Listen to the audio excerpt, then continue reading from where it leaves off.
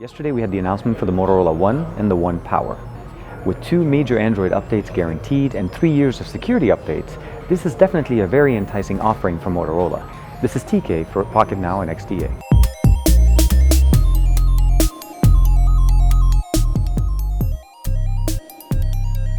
Android One devices are generally running unmodified versions of Android and managed directly from Google. Motorola announced yesterday 2 different variants, the Motorola One and the One Power. Although intended for different markets, both definitely mid-range devices with great specifications under the hood. The Motorola One supports a Snapdragon 625 SoC with a 5.9-inch display and a 464 configuration as far as RAM and storage.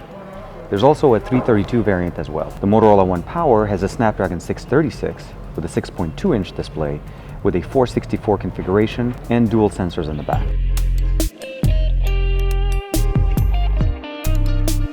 Now, the best part of these devices is not necessarily just the software or even the hardware. It's the fact that the support that we're getting with this device for the next 3 years.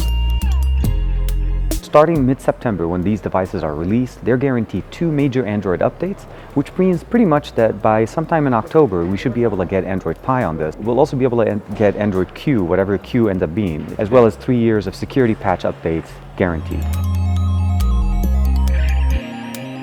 All the familiar features of the twist and chop are still present here, even though software updates are managed by Google. Motorola still has the ability of putting a little bit of a Motorola touch to those updates as well. Let me know what you guys think in the comments below. What do you think of the Motorola One as well as the One Power? Both of these devices are definitely enticing, great pricing as far as a mid-range device, availability in mid-September, and of course, the updates that are going to be coming for quite some time. This is TK. Like and subscribe as usual. Thank you very much for the support. I'll see you guys in the next video.